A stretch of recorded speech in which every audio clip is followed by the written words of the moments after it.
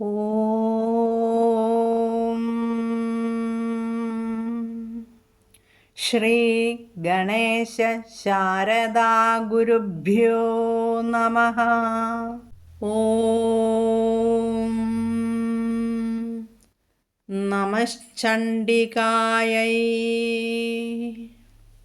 നമസ്തേ സജ്ജനങ്ങളെ, നാം ഇന്നു മുതൽ അതിപവിത്രമായ ശ്രീ ദുർഗാ സപ്തശ്ലോകിയുടെ പഠനം ആരംഭിക്കുന്നു.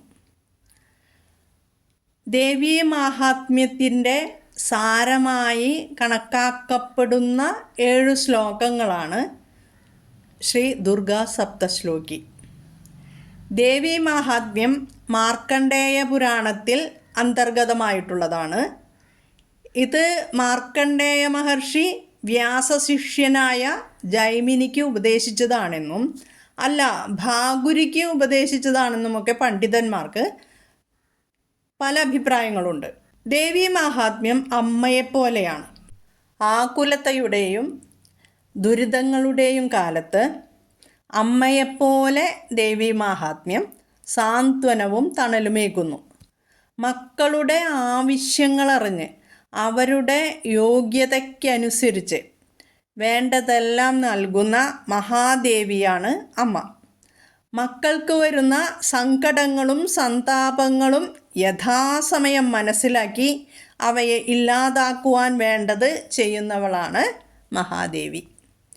ആ ദേവിയുടെ മാഹാത്മ്യങ്ങളെ പ്രകീർത്തിക്കുന്ന മന്ത്രമാലയാണ് ദേവി മഹാത്മ്യം.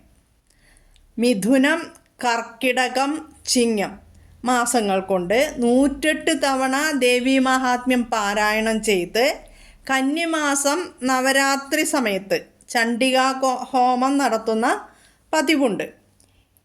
ഈ ദേവീ മാഹാത്മ്യത്തിലെ പല അധ്യായങ്ങളിൽ നിന്നും എടുത്ത 7 ശ്ലോകങ്ങളാണ് ശ്രീ ദുർഗാ സപ്തശ്ലോകി. ഭക്തിയോടെയും ഏകാഗ്രതയോടെയും നിത്യവും പാരായണം ചെയ്യുന്നത് ഭയനിവാരണം, മനഃശാന്തി, ധൈര്യം, ആത്മവിശ്വാസം എന്നിവ പ്രദാനം ചെയ്യുമെന്നാണ് പരമ്പരാഗത വിശ്വാസം. കലിയുഗത്തിൽ ഭക്തർക്ക് എളുപ്പം പാരായണം ചെയ്യാവുന്നതും ദേവിയുടെ അനുഗ്രഹം നേടിത്തരുന്നതുമായ സ്തുതിയായിട്ടാണ് ഈ ദുർഗാ സപ്തശ്ലോകിയെ കണക്കാക്കപ്പെടുന്നത്. ഞാൻ രാവിലെയും വൈകുന്നേരവും സന്ധ്യാസമയത്ത് പ്രാർത്ഥനാമുറിയിലിരുന്ന് ശ്രീ ദുർഗാ സപ്തശ്ലോകി 7 തവണ പാരായണം ചെയ്യാറുണ്ട്. അങ്ങനെ മിഥുനം 1 ഇങ്ങനെ പ്രാർത്ഥിക്കുമ്പോൾ പെട്ടെന്ന് തോന്നി ഇത് നിങ്ങൾക്കും പഠിപ്പിച്ചു തരണമെന്ന്. ദേവി തോന്നിപ്പിച്ചതായിരിക്കാം ഞാൻ പ്രാർത്ഥിക്കുന്നത്. അതിൻ്റെ ഗുണം മനസ്സിലാക്കിയിട്ടാണ് നിങ്ങൾക്ക് ഇത് പറഞ്ഞു തരുന്നത്. അതുകൊണ്ട് ശ്രദ്ധയോടെ ഈ 7 ശ്ലോകങ്ങൾ മനസ്സിലാക്കണം. ദേവി മഹാത്മ്യത്തിൽ 13 അധ്യായങ്ങളാണ് ഉള്ളത്, 700 ശ്ലോകങ്ങൾ. എന്നാൽ കലിയുഗത്തിൽ എല്ലാവർക്കും നിത്യപാരായണം ചെയ്യാൻ സാധിക്കണമെന്നില്ല. പലരും പ്രാർത്ഥിക്കുന്നുണ്ട്, പാരായണം ചെയ്യുന്നുണ്ട്. പക്ഷേ ഭൂരിഭാഗം പേർക്കും ഇതിങ്ങനെ, അതായത് ഇതിന് വിധികളുണ്ട്. 3 ദിവസം കൊണ്ട് പാരായണം ചെയ്യുക, അല്ലെങ്കിൽ 1 ദിവസം കൊണ്ട് പാരായണം ചെയ്യുക, അങ്ങനെ വിധികളുണ്ട്. അങ്ങനെ ദേവീ മാഹാത്മ്യം മുഴുവനായിട്ടും പാരായണം ചെയ്യാൻ സാധിക്കാത്തവർക്ക് നമ്മുടെ ആചാര്യന്മാർ ഒരു രീതി ഉണ്ടാക്കിയിട്ടുണ്ട്. ഈ 7 ശ്ലോകങ്ങളും ദിവസവും ചൊല്ലുക. അപ്പോൾ ദേവീ മാഹാത്മ്യം ചൊല്ലുന്നതിൻ്റെ ഫലം ലഭിക്കും എന്നാണ് പറയുന്നത്. സാധിക്കാത്തവർക്ക് കേട്ടോ, സാധിക്കുന്നവർ ദേവീ മാഹാത്മ്യം പാരായണം ചെയ്യാൻ ശ്രമിക്കണം. ഇനി ഇത് ആചാര്യന്മാർ ക്രമപ്പെടുത്തിയിരിക്കുന്നത് ശിവഭഗവാൻ ദേവിയോട് ചോദിക്കുന്ന ഒരു ചോദ്യത്തിൽ ദേവി ഉത്തരം പറയുന്നതായിട്ടാണ്. ശ്രീ ദുർഗാ സപ്തശ്ലോകി ചൊല്ലുന്ന രീതി ഞാനിപ്പോൾ പഠിപ്പിച്ചു തരാം, പാരായണം ചെയ്തു തരാം. എന്നിട്ട് ഓരോ ശ്ലോകവും എടുത്തിട്ട് അതിൻ്റെ അർത്ഥം മനസ്സിലാക്കി തരാം. ശ്രീ ദുർഗാ സപ്തശ്ലോകി. ശിവ ഉവാച ദേവി ത്വം ഭക്തസുലഭേ സർവകാര്യവിധായിനി കലൗഹി കാര്യസിദ്ധ്യർത്ഥമുപായം ബ്രൂഹി യത്നതഃ. ദേവ്യുവാച ശൃണുദേവ പ്രവക്ഷ്യാമി കലൗ സർവേഷ്ടസാധനം മയാ തവൈവ സ്നേഹേനാപ്യംബാ സ്തുതിഃ പ്രകാശ്യത്തെ. ഓം അസ്യ ശ്രീദുർഗാ സപ്തശ്ലോകീ സ്തോത്രമന്ത്രസ്യ നാരായണ ഋഷിഃ അനുഷ്ടുപ് ശ്രീമഹാകാളീ മഹാലക്ഷ്മീ മഹാസരസ്വത്യോ ദേവതാ ശ്രീദുർഗാ പ്രീത്യർത്ഥം സപ്തശ്ലോകീ ദുർഗാപാഠേ വിനിയോഗഃ. ഓം ജ്ഞാനിനാമപി ചേതാംസി ദേവി ഭഗവതി ഹി സാ ബലാദാകൃഷ്യ മോഹായ മഹാമായ പ്രയച്ഛതി. ദുർഗേ സ്മൃതാ ഹരസി ഭീതിമശേഷജന്തോ സ്വസ്തൈ സ്മൃതാ മതിമതീവ ശുഭാം ദദാസി. ദാരിദ്ര്യദുഃഖഭയഹാരിണി കാത്വധന്യാ സർവോപകാരകരണായ സദാർദ്രചിത്താ. സർവമംഗളമംഗല്യേ ശിവേ സർവാർത്ഥസാധികേ ശരണ്യേ ത്രയംബകേ ഗൗരീ നാരായണി നമോസ്തുതേ. ശരണാഗതദീനാർത്തപരിത്രാണപരായണേ സർവസ്യാർത്തിഹരേ ദേവി നാരായണി നമോസ്തുതേ. സർവസ്വരൂപേ സർവേശേ സർവശക്തിസമന്വിതേ ഭയേഭ്യസ്ത്രാഹി നോ ദേവി ദുർഗേ ദേവി നമോസ്തുതേ. രോഗാനശേഷാനപഹംസി തുഷ്ടാ ഹൃഷ്ടാ തു കാമാൻ സകലാനഭീഷ്ടാൻ. ത്വാമാശ്രിതാനാം ന വിപന്നരാണാം ത്വാമാശ്രിതാ ഹ്യാശ്രയതാം പ്രയാന്തി. സർവബാധാപ്രശമനം ത്രൈലോക്യസ്യാഖിലേശ്വരി ഏവമേവ ത്വയാ കാര്യമസ്മൈ ദ്വൈരിവിനാശനം. ഓം അസ്യ ശ്രീദുർഗാ സപ്തശ്ലോകീ സ്തോത്രമന്ത്രസ്യ നാരായണ ഋഷിഃ അനുഷ്ടുപ് ശ്രീമഹാകാളീ മഹാലക്ഷ്മീ മഹാസരസ്വത്യോ ദേവതാ. ഓം തത്സത്ത്. ഇങ്ങനെയാണ് ശ്രീ ദുർഗാ സപ്തശ്ലോകി പാരായണം ചെയ്യേണ്ടത്. ഇനി നമുക്ക് ഓരോ ശ്ലോകത്തിൻ്റെയും അർത്ഥം മനസ്സിലാക്കണം. ആദ്യം ശിവ ഉവാച. കലിയുഗത്തിൽ എല്ലാവർക്കും ഈ ദേവി മഹാത്മ്യം പാരായണം ചെയ്യാൻ, വിധിപൂർവം പാരായണം ചെയ്യാൻ സാധിക്കില്ലെന്ന് ശിവഭഗവാൻ അറിയാം അല്ലേ. അപ്പോൾ ഭഗവാൻ എല്ലാം അറിയുന്നവനല്ലേ.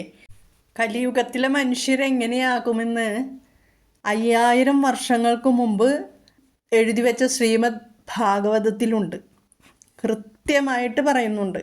അപ്പോൾ ശിവഭഗവാൻ ദേവിയോട് ചോദിക്കുകയാണ്, ദേവി ത്വം ഭക്തസുലഭേ സർവകാര്യവിധായിനി കലൗഹി കാര്യസിദ്ധ്യർത്ഥമുപായം ബ്രൂഹി യത്നതഃ. ദേവി, ഹേ ദേവി, ത്വം നീ ഭക്തസുലഭേ ഭക്തന്മാർക്ക് എളുപ്പത്തിൽ പ്രാപ്യയായവളെ, സർവകാര്യവിധായിനി എല്ലാ കാര്യങ്ങളും നിർവഹിക്കുന്നവളെ, കലൗഹി കാര്യസിദ്ധ്യർത്ഥം, കലവ് എന്ന് വെച്ചാൽ കലിയുഗം, കലിയുഗത്തിലെ മനുഷ്യരുടെ കാര്യസിദ്ധിക്കുള്ള ഉപായം ബ്രൂഹി യത്നതഃ, എളുപ്പവഴി എന്താണെന്ന് ദയവായി പറഞ്ഞു തരണമേ. ഈ ചോദ്യം നമ്മുടേതുമാണ് അല്ലേ. തിരക്ക് പിടിച്ച ഈ ജീവിതത്തിനിടയിൽ ആത്മീയതയെ എങ്ങനെ ജീവിതത്തിലേക്ക് കൊണ്ടുവരാം, അതിനുള്ള മറുപടിയാണ് ദേവി നൽകുന്നത്. ദേവി ഉവാച. ഭക്തർക്ക് എളുപ്പത്തിൽ പ്രാപ്തിയായ ദേവി, സർവകാര്യങ്ങളും നിർവഹിക്കുന്നവളെ, കലിയുഗത്തിൽ മനുഷ്യരുടെ കാര്യസിദ്ധിക്കുള്ള എളുപ്പവഴി എന്താണെന്ന് ദയവായി പറഞ്ഞു തരണമേ. ഇതാണ് ശിവഭഗവാൻ ദേവിയോട് ചോദിക്കുന്നത്. അടുത്ത ശ്ലോകം ഇതിനുള്ള മറുപടിയാണ്. ദേവ്യുവാച. ദേവി ഉവാച. ദേവ്യുവാച. ശൃണു ദേവ പ്രവക്ഷ്യാമി കലൗ സർവേഷ്ടസാധനം മയാ തവൈവ സ്നേഹേനാപ്യംബാസ്തുതിഃ പ്രകാശ്യത്തെ. ശൃണു കേൾക്കുക, അല്ലെങ്കിൽ കേട്ടാലും. ദേവ ഹേ ദേവ. പ്രവക്ഷ്യാമി ഞാൻ വിശദമായി പറയാം. കലൗ കലൗ എന്ന് വെച്ചാൽ കലിയുഗത്തിൽ. സർവേഷ്ട സാധനം എല്ലാ അഭീഷ്ടങ്ങളും സാധിക്കുന്ന മാർഗം. സർവ ഇഷ്ട സാധനം ഈ 3 വാക്കുകളാണ് സർവേഷ്ട സാധനം. ഇനി അടുത്തത് മയാ തവൈവ. തവൈവ എന്ന് വെച്ചാൽ തവ ഏവ. തവൈവ മയാ തവൈവ സ്നേഹേന. സ്നേഹേന അപി. സ്നേഹേന അപി അതാണ് അവിടെ കൂട്ടി യോജിക്കുമ്പോൾ സ്നേഹേനാപ്യംബാസ്തുതി. അപി കഴിഞ്ഞിട്ട് പിന്നെ അംബ. സ്തുതി പ്രകാശ്യത്തെ. അപ്പോൾ മയാ തവൈവ തവ ഏവ സ്നേഹേന അപി അംബ സ്തുതി. അതാണ് മയാ തവൈവ സ്നേഹേനാപ്യംബാസ്തുതി പ്രകാശ്യത്തെ. സ്തുതി കഴിഞ്ഞിട്ട് വിസർഗം. വിസർഗം കഴിഞ്ഞിട്ട് പ്രകാശ്യത്തെ. അപ്പോൾ വിസർഗം കഴിഞ്ഞിട്ട് പാ വന്നാൽ ഫ എന്നുള്ള ഉച്ചാരണം അവിടെ വരണം വിസർഗത്തിന്. ശ്ലോക പാരായണം ചെയ്യുമ്പോൾ ഫ എന്ന് ഉച്ചരിക്കണം. നമ്മൾ വിഷ്ണു സഹസ്രനാമത്തിൽ പഠിച്ചു, അവിടെ ഉപദ്മാനീയമാണ് വരിക. മയാ തവൈവ സ്നേഹേനാപ്യംബാസ്തുതി പ്രകാശ്യത്തെ. മനസ്സിലായിട്ടുണ്ടാവുമെന്ന് വിശ്വസിക്കുന്നു. അപ്പോൾ ഇതിൻ്റെ അർത്ഥം എന്താ? മയാ എന്നാൽ, അതായത് എന്നാൽ തന്നെ, തവ നിനക്ക്, ഭഗവാന്, ഏവ സ്നേഹത്താൽ, സ്നേഹേന സ്നേഹത്താൽ, അപ്പി തീർച്ചയായും, അംബാസ്തുതി അമ്മയുടെ സ്തുതി വെളിപ്പെടുത്തുന്നു, പ്രസിദ്ധമാക്കപ്പെടുന്നു എന്ന് പറയുന്നു. പറഞ്ഞു തരാമെന്ന് പറയാണ്. ഹേ ദേവ കലൗ സർവേഷ്ട സാധനം പ്രവക്ഷ്യാമി തവ ഏവ സ്നേഹേന മയ അംബാസ്തുതി പ്രകാശ്യത്തെ. ഇതിൻ്റെ സാരം: കലിയുഗത്തിൽ എല്ലാ അഭീഷ്ടങ്ങളും സാധിക്കുന്ന ഉപായം ഞാൻ പറഞ്ഞു തരാം.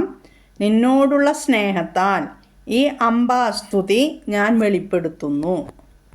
ദേവിയുടെ മറുപടിയിൽ ശൃണു ദേവ, ഹേ ദേവ കേൾക്കുക. ശാസ്ത്ര പഠനത്തിൻ്റെ ആദ്യപടി എന്താണ്? ശ്രവണം. ഉപനിഷത്തുകൾ പറയുന്നു ശ്രവണം, മനനം, നിധിധ്യാസനം. അപ്പോൾ ആദ്യം കേൾക്കുക, ശേഷം ചിന്തിക്കുക, അതിനുശേഷം അത് ജീവിതത്തിൽ ഉൾക്കൊള്ളുക അല്ലെങ്കിൽ പ്രാവർത്തികമാക്കുക. കേട്ടതിനെ നിരന്തരം മനസ്സിൽ സ്ഥാപിച്ച് ധ്യാനിക്കണം. കലൗ ഈ ഒരൊറ്റ പദത്തിന് വലിയ പ്രസക്തിയുണ്ട്. കലിയുഗത്തിൻ്റെ പ്രത്യേകതകൾ എന്തൊക്കെയാണ്? തിരക്കേറിയ ജീവിതം, ഏകാഗ്രതയുടെ കുറവ്, ദീർഘകാല തപസ്സിന് ബുദ്ധിമുട്ട്, മാനസിക സമ്മർദ്ദം. ഇങ്ങനെയുള്ള മനുഷ്യർക്കായിട്ടാണ് ദേവി ഒരു ലളിതമായ ഉപായം നൽകുന്നത്. സർവേഷ്ട സാധനം. നമ്മൾ സാധാരണ വിചാരിക്കുന്നത് എനിക്ക് ജോലി കിട്ടണം, കുട്ടികൾക്ക് നല്ല ഭാവി ലഭിക്കണം, രോഗം മാറണം, ഇതൊക്കെയാണ് ഇഷ്ടങ്ങൾ നമ്മുടെ.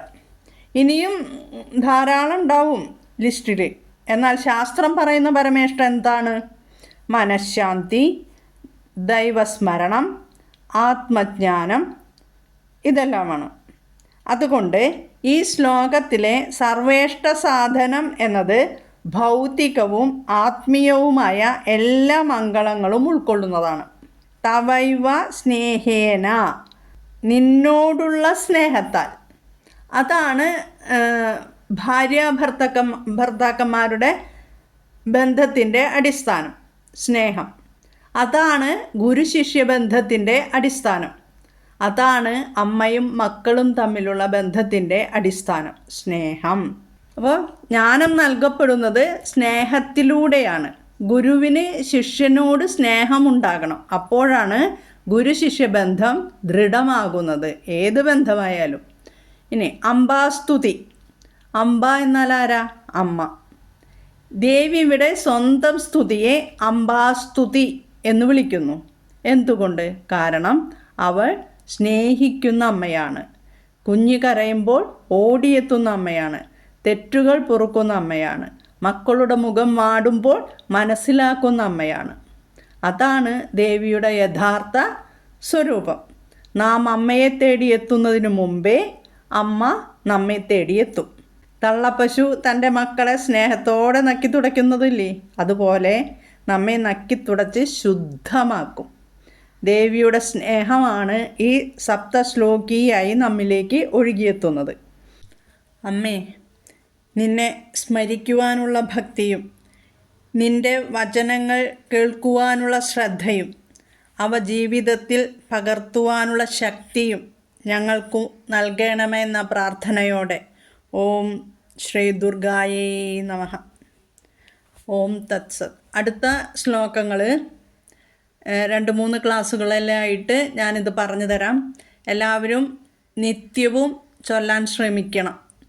ഈ 7 ശ്ലോകങ്ങളും പഠിച്ചു കഴിയുമ്പോൾ നിത്യവും അത് പ്രാർത്ഥനാമുറിയിലിരുന്ന് അല്ലെങ്കിൽ എവിടെ ഇരുന്നായാലും പഠിച്ച് ചൊല്ലണം കേട്ടോ, മനസ്സിലാക്കി ചൊല്ലണം. ജഗദംബയുടെ അനുഗ്രഹം എല്ലാവർക്കും ലഭിക്കട്ടെ എന്ന പ്രാർത്ഥനയോടെ നിർത്തുന്നു. ഹരി ഓം. ഓം തത്സത്.